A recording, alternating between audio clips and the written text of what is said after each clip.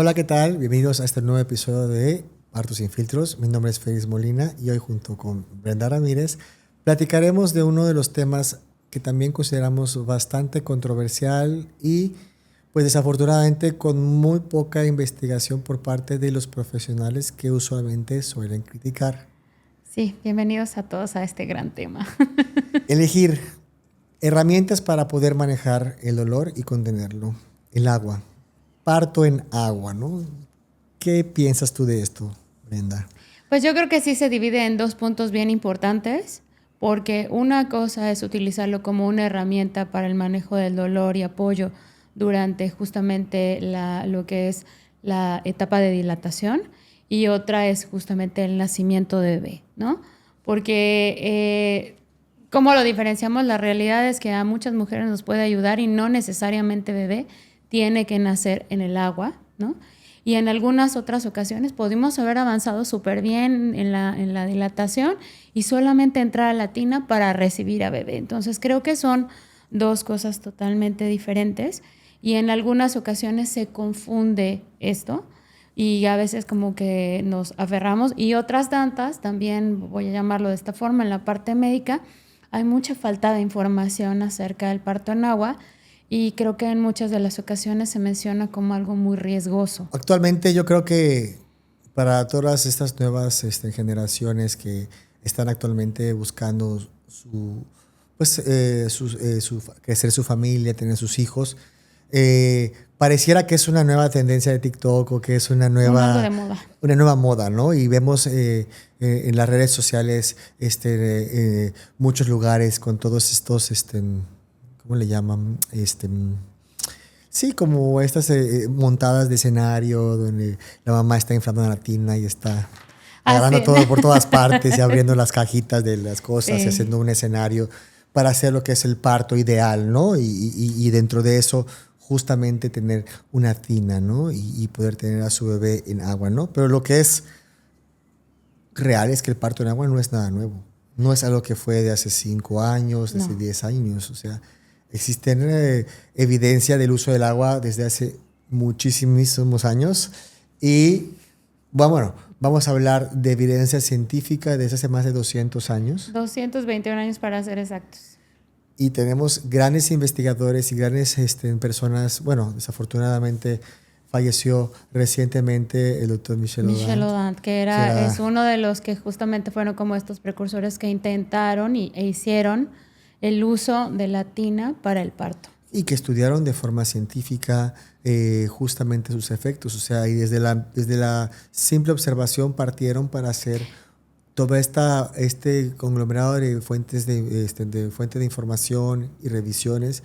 Y es que ha habido un sinnúmero de profesionales alrededor de todo el mundo que constantemente están trabajando en nuevos datos, en darle más claridad a esto, ¿no? Y prácticamente tenemos, ya contamos con metaanálisis tan grandes de más de 70,000 nacimientos en el agua. Imagínense toda esa información que tenemos actualmente para poder establecer criterios de seguridad, establecer de repente eventos adversos y tener una realidad no fundamentada en el miedo o en la propia, no es experiencia, es tal vez en la propia perspectiva inventada, surgida de mi propio concepto personal de lo que debe ser un parto, ¿no? Así es. O sea, la realidad es que al final del día existe ya evidencia científica y de eso y más vamos a hablar el día de hoy justamente. Y que mucha de esa evidencia se ha hecho en los últimos 2 años. Sí. Entonces, ha crecido, pues obviamente ha habido mucha crítica. Así es. E incluso en nuestro país, la COFEPRIS ha intervenido de forma activa en diferentes centros donde se permitía este tipo de nacimiento y ha clausurado prácticamente a través, ya sea de... Yo quiero entender que a lo mejor con esta medida. O sea, entiendo que no hay una información clara, no tenemos una guía en México que hable claramente de lo que es parto en agua. Que eso es muy importante. Que es uno de los puntos más fuertes, pero tampoco existe algo que nos diga que no. Entonces, en este, vamos a decir... ¿Circunstancia? Sí, esta zona gris que no, sí o sí no, pues cada quien la interpreta de la forma que quiere. Y muchos centros, especialmente de diferentes ciudades, en Ciudad de México, en Guadalajara, en Monterrey, que antes ofrecían ese servicio, Proporcionaban actualmente hospital. pues han preferido pues como quedarse, hacerse un ladito y únicamente dar parte de lo que es realmente la modalidad de nacimiento o parto en agua, ¿no?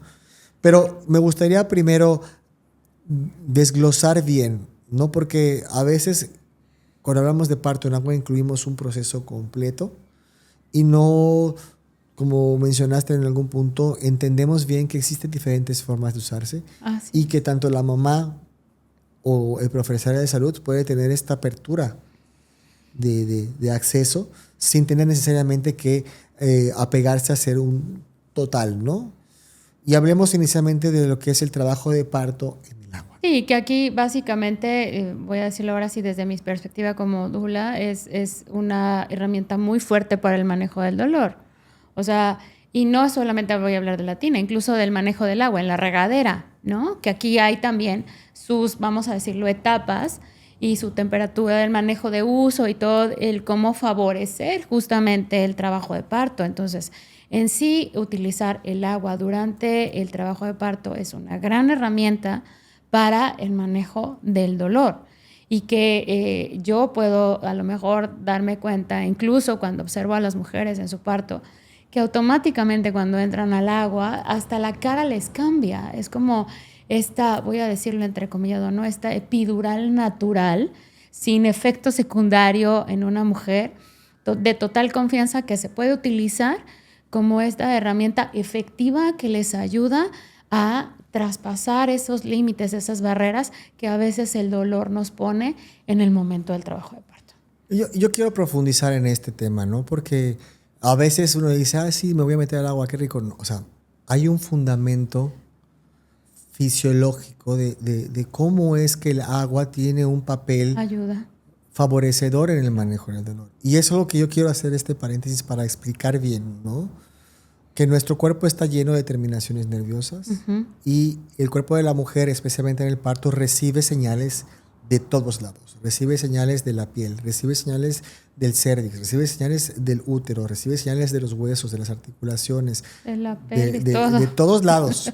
Y esas señales pueden ser señales dolorosas, ¿sí? Porque al final del día se está expandiendo un espacio que es pequeño, se están abriendo pues todo en el canal de parto, todas las estructuras que están ahí, están teniendo un proceso de modificación para permitir la progresión del trabajo de parto. Un cambio súper fuerte en realidad, ¿no? Y todas estas sensaciones viajan a través del cuerpo por estos nervios que son como cables que están conectados y van a unirse en un solo espacio a nivel de la columna, en lo que es la médula, Claro, y van a formar estos tractos que son como, vamos a decir, conglomerados, como agrupaciones de esos nervios, donde van a ir directamente hacia el cerebro, pasando por diferentes estructuras como la amígdala, el mesencéfalo, el hipocampo, el hipotálamo, y van a llegar hasta el neocórtex, que es esta parte que nos hace pensar, que nos hace entender las cosas, que es lo que nos caracteriza como seres humanos. Entonces, todas esas señales de dolor están presentes durante el parto. Así es. ¿Qué hace el agua y qué hace cualquier herramienta no farmacológica para el manejo del dolor? Diluye estas sensaciones a través de el contacto de la piel que puede percibir la temperatura diferente, los cambios que se produce por la flotabilidad en el agua, Claro. el movimiento del agua. De repente, todas esas herramientas son estímulos que al conjugarse o al enmarañarse con las sensaciones de dolor van a hacer que esta percepción de dolor se reduzca. Es como algo sensorial, ¿no? Sí. Es una Es un experiencia mecanismo, sensorial. como decía el maestro de fisiología barata. O sea, es algo muy básico de cómo funcionamos como seres humanos. Y lo podemos notar en la vida diaria. Yo siempre le pongo este ejemplo a mis pacientes cuando me preguntan sobre cómo funciona. Si tú de repente estás haciendo un movimiento y te golpeas el codo y te das esos golpes de suela, como le llaman, ¿no? Que Así hasta que te sientes que te acalambran. acalambras. ¿Cuál es tu primera reacción en ese momento? Claro. Estimular la piel, ¿no? Te haces el masajito aquí en la piel. ¿Qué estás haciendo en ese momento? estás justamente estimulando todas las fibras sensoriales que van, le llamamos no nociceptivas, o sea, no de dolor, para justamente diluir esa percepción que tiene nuestro cerebro. O sea, como que lo agotamos, lo distraemos. O sea, mira, aquí como que hacemos ese movimiento y con eso la percepción de dolor disminuye de forma increíble. Sí, es como un autoapapacho. Sí, y entonces ahora vamos a extrapolar este mismo movimiento a todo el cuerpo cuando una mujer se mete en la regadera o se sumerge en el agua, ¿no? Claro. O sea, todo esto va en un mismo canal y esto hace que el agua, tan solamente por ser las características que tiene, tenga un efecto positivo en el manejo del dolor. Y una mujer que tiene un mejor manejo del dolor, respira mejor. Se mantiene más tranquila. Libera menos cortisol, libera menos adrenalina. Y libera más endorfinas. Libera las endorfinas, que son estas hormonas que nos ayudan para manejar el dolor. Libera más oxitocina, que permite que el trabajo de parto fluya más adecuadamente. Todas esas sustancias no solamente trabajan en el cuerpo materno, también trabajan en el cerebro fetal y en el cuerpo del bebé. Claro. Y hacen que tenga mayor resistencia al trabajo de parto, mayor tolerabilidad, ¿no? Entonces, el agua en sí tiene esta función y si lo utilizamos en el trabajo de parto, tiene esta función, pero también podemos utilizarla durante el momento del expulsivo, o sea, que es esta fase final, vamos a decir, una vez que la dilatación ya se ha completado y que nos falta el descenso. Algunas mujeres deciden estar en este periodo, especialmente si no tienen una epidural, porque les ayuda justamente con las sensaciones, hablando no solamente de la contención o el manejo del dolor, sino también la comodidad. No es lo mismo pues haber pasado 12 horas en trabajo de parto, ya las piernitas pueden estar un poco cansadas, los brazos. Entonces, a veces no te encuentras cómo colocarte. Si quieres estar en la vertical, pero al mismo tiempo te estás muy cansada, muy agotada, te quieres acostar, pero la espalda te está molestando mucho. Sí. Quieres ponerte de lado, pero no lo toleras bien por la pancita. O sentada en la pelota, pero ya la presión del suelo pélvico no te deja incluso estar sentado. Y te quieres meter al agua. Sí. ¿Qué haces cuando estás en la tina? Flotas. Sí. Y al flotar, tu cuerpo descansa. Y esto es una herramienta que puede ayudar a que el trabajo de parto no se detenga, porque los espacios siguen libres. Tu pelvis sigue teniendo esa capacidad de expansión y no se encuentra limitada por la gravedad. Entonces, por aquí viene un efecto también positivo. Totalmente. Y en el expulsivo ya en sí, cuando ya está coronando, también ayuda. Y que incluso las sensaciones de las olas, de las contracciones, se vuelven de una manera diferentes en el manejo para la madre. O sea, existen las contracciones, obviamente, no dejan de ser efectivas. Esto es algo muy importante que hay que decir. Sí. O sea, las contracciones se continúan dando el ritmo necesario para el cuerpo de la mujer, solamente que las sensaciones cambian y se pueden manejar de alguna forma distinta. La realidad es que hasta para las mujeres terminan disfrutando, ¿no?, esta sensación de estar en el agua. Yo creo que hasta mentalmente hablando, muchas mujeres estamos conectadas con esta parte de el agua me ayuda, el agua me facilita, el agua me proporciona, ¿no? Y esta conexión que nos da con el agua nos permite también, emocionalmente hablando, ver el parto en agua o sentir el parto en agua de una manera diferente, de una manera que se pueda disfrutar. Y yo quiero puntualizar mucho esta parte de lo que mencionas, porque es lo que más nos da de evidencia científica todos esos artículos. Justamente la mujer que tiene acceso a una tina o acceso a una regadera del trabajo de parto es una mujer que posiblemente tenga, o mejor dicho, estadísticamente hablando, tiene menor propensión de pedir una epidural que una mujer que no tiene estas herramientas. Entonces, es un must-have tener un espacio, así es, una regadera o una tina en tu trabajo de parto. No debería ser considerado como un vamos a decir, un lujo. Una finalidad o un lujo. Debería ser considerado como una necesidad y antes de utilizar una epidural tener la alternativa de usar esto, ¿no? Sí, que además muchas mujeres de alguna manera dicen, no, yo no estoy buscando en parto en agua.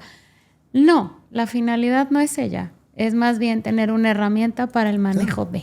No, y como decimos, o sea, cuando dicen parto en agua a veces dicen, no quiero que nazca en el agua. Ok, pero no tiene por qué nacer en el agua si tú no quieres. Así es. Y esto no te quita la herramienta de poder utilizar en otras fases de tu trabajo de parto. Y cuando hablamos de esto, mucha gente dice, bueno, igual y sí creo que me gustaría tenerla ahí. Experimentarlo. Digo, que está ahí no me va a hacer daño. Así Y es. si la necesito me meto y la utilizo. Y si no, no pasa nada. Que al final del día eso es una realidad. Si no la ocupas en el momento del parto, no pasa nada. Puedo decir, es como cualquier herramienta que utilizas para el manejo del dolor, desde el TENS, pelota, lo que sea. Lo interesante, y a lo mejor yo a veces cuando lo platico es tener esta extensión de herramientas. ¿Cuál vamos a usar? No sabemos, pero hay que tenerlas a la mano por si son necesarias. Y cambiando un poquito más específico a quién puede tener un parto en agua, yo creo que también eso es una situación que tenemos que platicar porque existen Sí. muchas veces, pues a lo mejor, como todo lo que viene siendo el cuidado y el seguimiento en el parto, tenemos estos, vamos a llamarles rangos de seguridad o criterios para tener de seguridad y ofrecer alternativas, ¿no? Y hablando de parto en agua, digo, las primeras dos que mencionábamos, el trabajo de parto y la inmersión durante el periodo expulsivo, prácticamente cualquier mujer tiene Lo puede acceso. ser, claro. Ya el nacimiento en agua sí tenemos que ser un poquito más cuidadosos porque aquí se involucran varios mecanismos fisiológicos de adaptación, tanto de la mamá como del bebé, Como del bebé, claro. que tenemos que observar.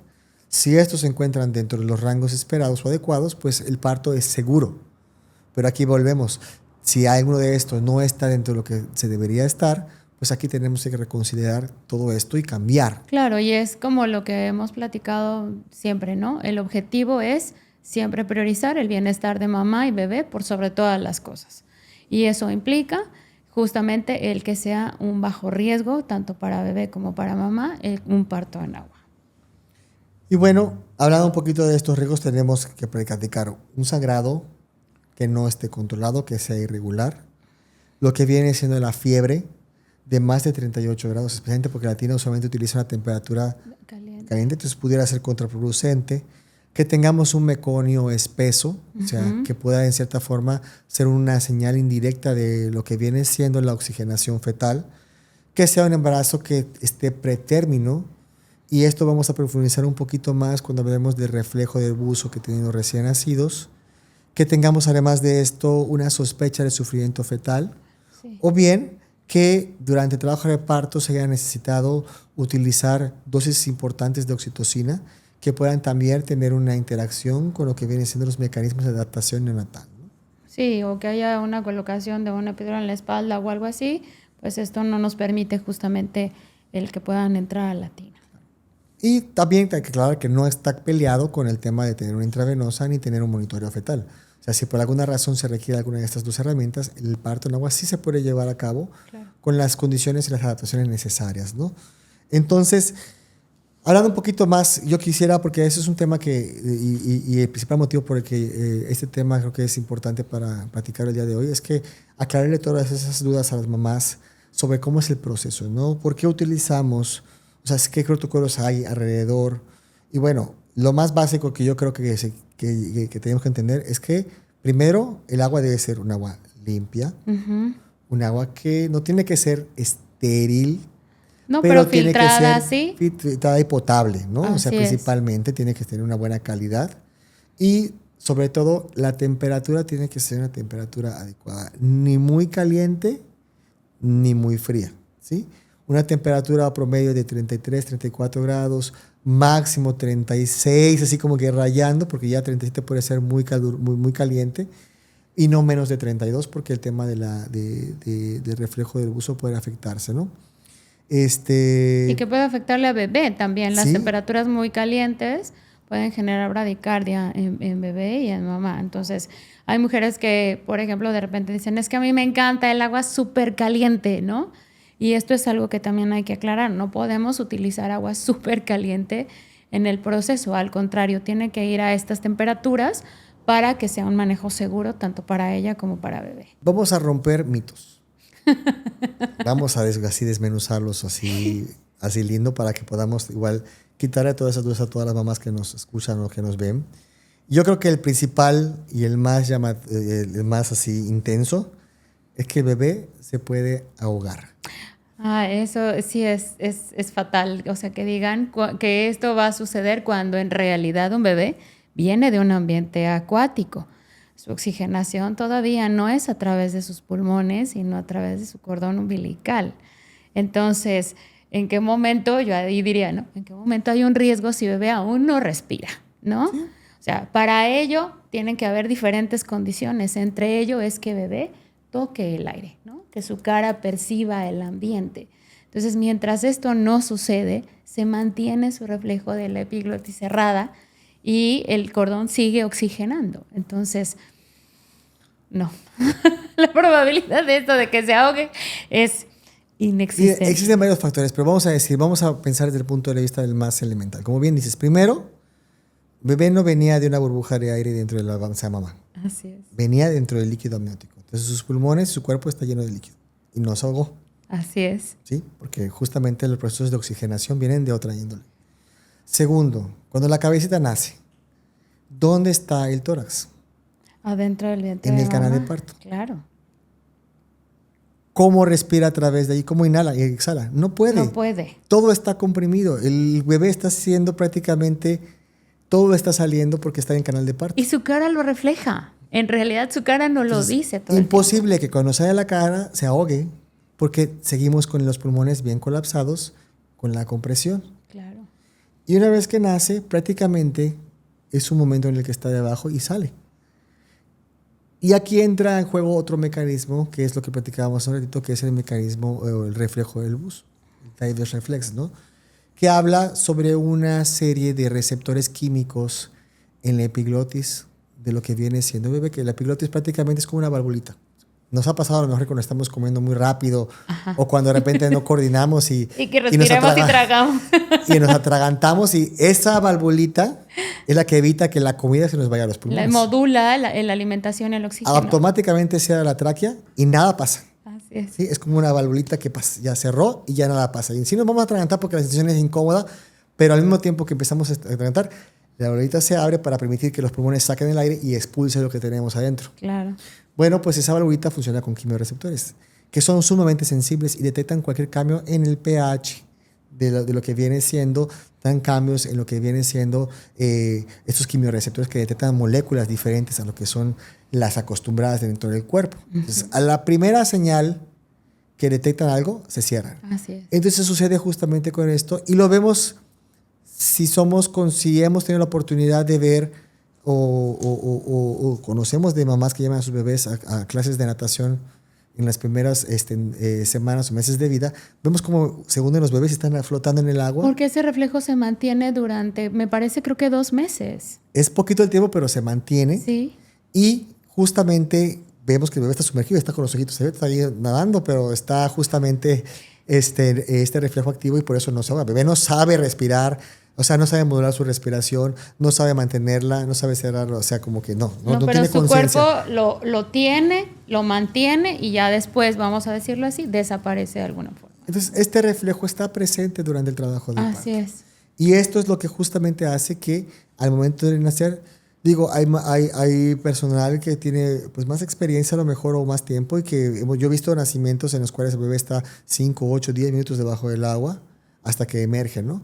En lo personal, no lo hago de esa forma. Yo espero a que nazca. No me desespero por sacarlo corriendo, pero sí, apenas esté el cuerpo fetal ya fuera de la mamá, pues sí, levantamos y no pasa nada. Porque ahí entran los mecanismos que intervienen con la primera respiración. Claro. Que tú mencionaste, ¿no? Sí, y que aquí, vamos a ser sinceros, vamos a separar también en tiempos. Una situación es cuando bebé ha sacado su cabecita y su cuerpo está dentro de mamá, no en el canal de parto, y otra es cuando bebé ha emergido por completo del cuerpo de mamá. O sea, ¿cuánto tiempo realmente tú lo tienes debajo del agua? Es cuestión de segundos, por así decirlo, en lo que tú sostienes a bebé y lo sacas del agua para colocarlo en el pecho de la madre. No son minutos, no los mantenemos ahí buceando, por así decirlo, ¿no? Y bueno, y cabe mencionar que existe esa posibilidad. La verdad es que al final del día, eso es lo que nos da también ese margen de seguridad y tranquilidad de que sí, o sea, no pasaría nada si el bebé se mantuviera abajo. Claro, pero tampoco lo vamos a tener una hora allá abajo. Eso ya es parte de la práctica, ¿no? Yo creo que sí es importante, pero bueno, a lo que voy con esto es que un bebé empieza a respirar cuando siente ciertos estímulos. Así es. Como mencionaste tú. El sentir la gravedad, el aire, la manipulación que pueda tener en el momento del contacto físico. Exacto. Son herramientas que estimulan el llanto. De hecho, cuando un bebé nace y está un poquito cansado y no nace, lo primero que hacemos que es estimularlo. Le estimulamos la manita, la espaldita y el contacto físico prácticamente le se ayuda ayuda. a... Incluso en algunas ocasiones, si la depresión es un poquito más marcada, el pediatra puede utilizar estos ambús para como que expandir la caja torácica y los pulmoncitos, y esto automáticamente hace que el bebé haga esto y respire nuevamente, ¿no? Entonces,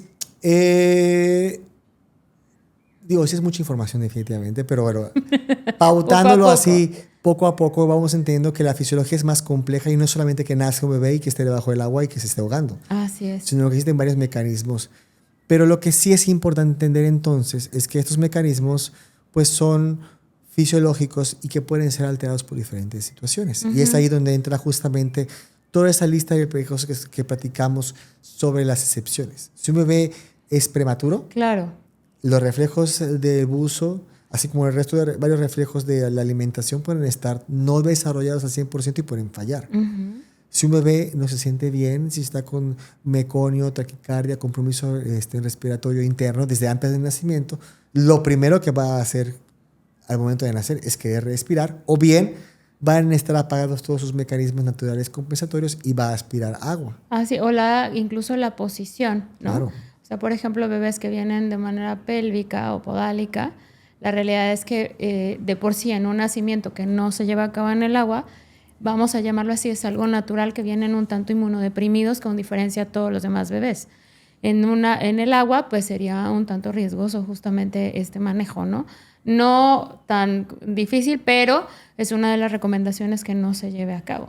Sí, ya con esta información yo creo que podemos entender que definitivamente al día de hoy los casos reportados sobre complicaciones de aspiración durante el trabajo de parto o el parto en agua son más que todo derivados por una falla, una falta en detectar ese tipo de situaciones, una manipulación excesiva durante el nacimiento. Así es. O que prácticamente son las causas. O sea, al final del día, digo, por eso es importante que cuando tú elijas o consideres esta forma de nacimiento, el profesional que esté contigo, pues esté familiarizado, esté capacitado para hacer este tipo.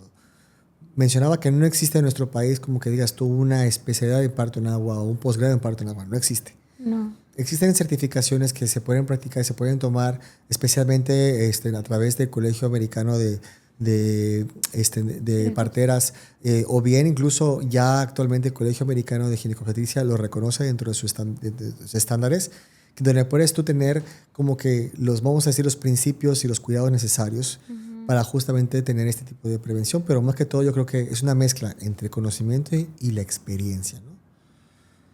Pasando al siguiente tema. Se va a infectar. Wow. Le va a dar una neumonía.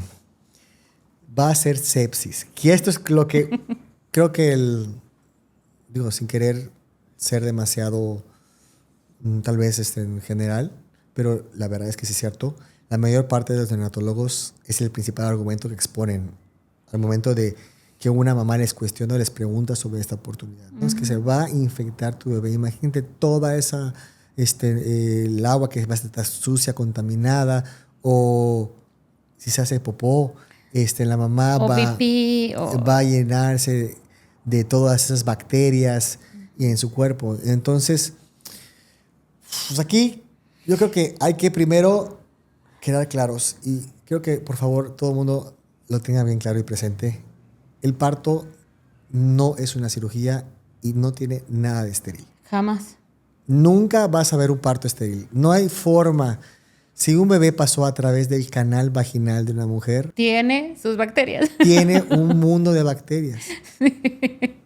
Y esas bacterias, hay un tráfico, una comunicación interna de todas las bacterias del cuerpo de una mujer que también están en comunicación con las del cuerpo de su bebé. Hay una microbiota vaginal, oral, digestiva, que todo el tiempo en la piel, en el pecho, en el busto, durante la lactancia. Y además aéreo. En todas partes lados tenemos bacterias porque vivimos con ellas. Así es. O sea, de hecho, eso es lo que nos da esa fortaleza muchas veces de poder enfrentar todas estas diferentes infecciones o cosas que nos ven alrededor, porque ya nuestro cuerpo viene con una con unos guerreros, así vamos a decir, unos soldados ya prefabricados que nos ayudan a trabajar en este proceso. Y que son necesarios y que además el cuerpo, vamos a decirlo así, de manera natural lo hace durante el trabajo de parto. Y es sí o sí, el cuerpo dice, tengo que entregar estos soldados a bebé para que bebé tenga esas defensas al momento del nacimiento o vayan poco a poco cubriéndose estas necesidades que va teniendo acerca de la protección, porque de lo contrario, todo estéril, entonces, ¿qué estamos esperando, no?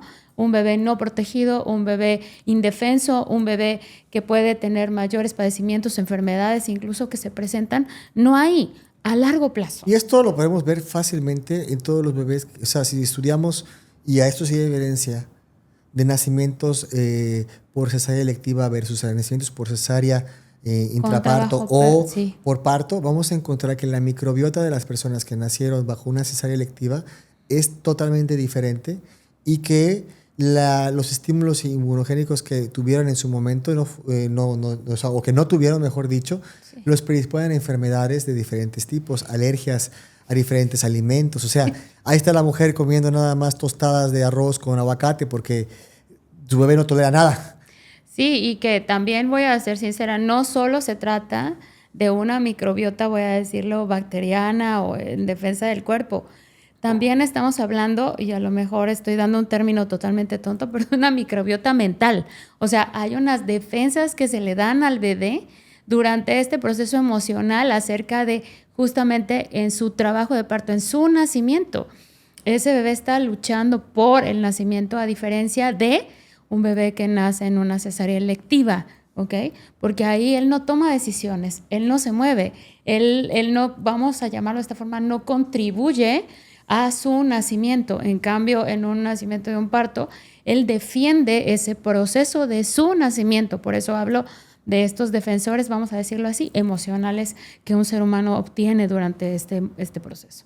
Es correcto. Definitivamente el tema y lo que viene siendo con las evacuaciones durante el parto, ¿no? Igual genera, pues, cada quien tiene una percepción personal, ¿no? A lo mejor sobre esta parte, ¿no? Incluso durante muchísimos años la práctica obstétrica incluía un enema para que durante el parto no fuera a evacuar la mujer. Actualmente eso se considera, digo, salvo que la mujer lo pida o lo quiera, ya incluso es una intervención no necesaria, incluso pudiera rayar en la violencia si fue impuesta por el médico tratante. Sí, ¿no? Incluso las evidencias dicen no contribuye a nada en el nacimiento, entonces esto es no utilizado ni tiene por qué hacerse en ningún momento. Que algunas mujeres tienen miedo a hacerse popó en el nacimiento por pena o por un tabú que hay acerca de eso, sí, pero eso no tiene nada que ver con que tengas que obligar al cuerpo a deshacerse de sus evacuaciones o de su popó, ¿no? Y aquí tenemos que considerar el principio de la dilución, que es algo que es muy importante que lo entendamos. No es lo mismo un pequeño fragmento de popó, por decirlo de alguna forma, en un vaso de agua, que un pedazo de popó en un contenedor o en una tina de 500 litros de agua. Claro. O sea, el principio de la dilución es muy importante porque no es la misma cantidad de bacterias. Y, repito, o sea, las bacterias las tenemos todo el tiempo. A mí se me hace un poquito risorio cuando me toca, pues en algún punto observar la desesperación con que hacen un aseo vulvar al momento del parto. Están desesperados, que si no van a ser el bebé infectado, o sea, ¿de dónde? Explíqueme por qué tenemos esa costumbre de hacer. Bueno, sí la entiendo. La costumbre viene porque la mayor parte de los médicos hacen episiotomías. Por la episiotomía, prácticamente. Por eso hacen ese aseo. Porque ya cabeza, voy a hacer un corte. Si hago un corte, tengo que hacer. Tengo que limpiar. Es una incisión, es una cirugía. Y tengo que hacer una cirugía. Y entonces no la voy a hacer así tampoco, ¿no? Y todo tiene que tener asepsia, claro. Entonces, ese es el punto. Pero ya se desvirtuó. Si no va. O sea, si la cirugía en sí no es una. O sea, si la episiotomía no está indicada por X o por Y razón, no tiene ningún beneficio tener una aseo vulvar. No, y que además estás en un parto en agua y en estricta teoría es no intervenciones. No, en un parto normal. Imagínate, la pobre mujer está pariendo, tienes un bebé que va a salir a través de ti y te están tallando con isodine en las piernas. No, ¿Cuál sería el objetivo si no tiene una utilidad?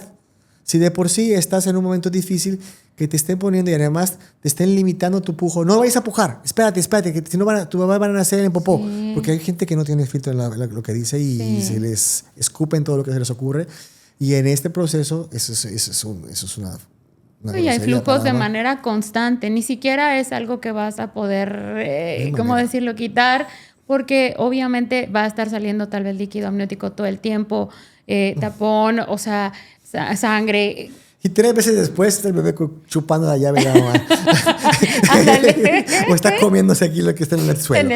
O sea, la verdad es que tenemos que ser un poquito así como que, bueno, tener sentido común en las cosas. Y ¿no? las cantidades que también salen en algún momento, pues son irrisorias, no son cantidades así que digas, wow, cuánto evacuó, muchísimo, y tenemos que cambiar la tina.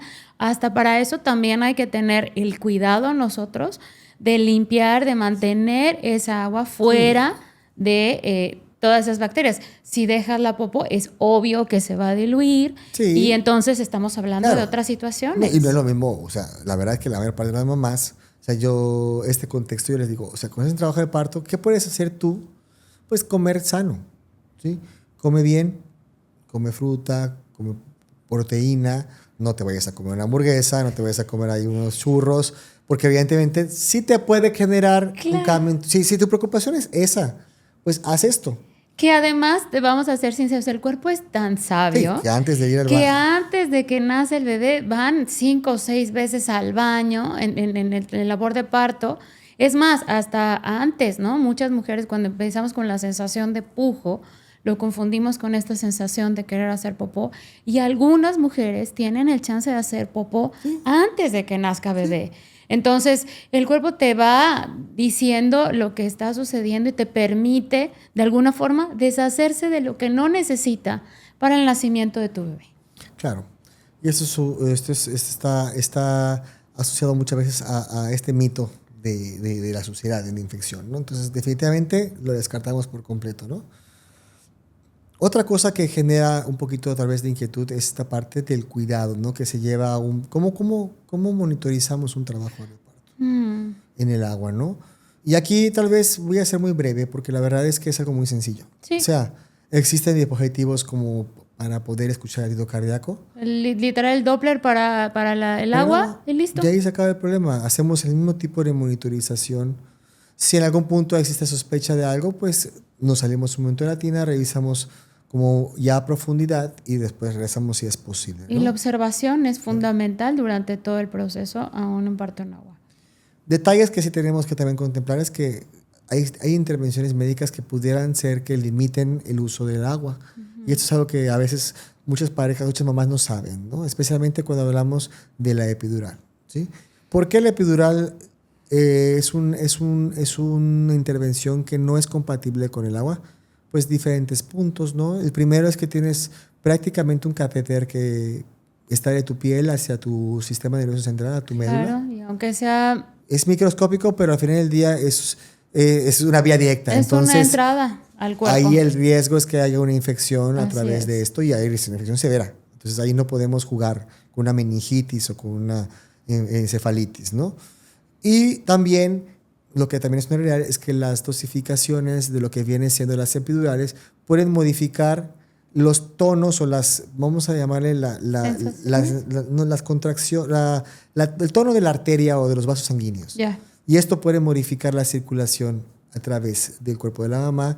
Puede ser más fácil que se nos desmaye, puede tener algún tema relacionado con la oxigenación. Entonces, aquí es donde a lo mejor tenemos que ser claros que con epidural no es lo más recomendable utilizar. Ahora bien, si tuviste una epidural, ya pasó el efecto de la epidural, ya estás en el efecto y quieres entrar a la tina, es posible retirar el catéter y pasarnos a la tina. Y es un buen momento porque le sigues ayudando con el manejo del dolor, le ayudas también en el aspecto emocional a esta sensación de era lo que ella quería en su parto y básicamente el parir a bebé ahí hasta les cambia sinceramente como la cara a la vida, no sé cómo decirlo, de tener esta oportunidad de disfrutarlo de una manera diferente. Y quiero igual, porque a veces igual existe una sobreestimación de los efectos que hace el agua, el parto en agua, ¿no? Entonces quiero a lo mejor aterrizar. Digo, ya hablamos de todos los beneficios, pero vamos a hablar igual de lo que dicen que no es que esté mal, pero no es una verdad absoluta. Que Por eso es ejemplo, importante. que el parto va a ser más rápido. No.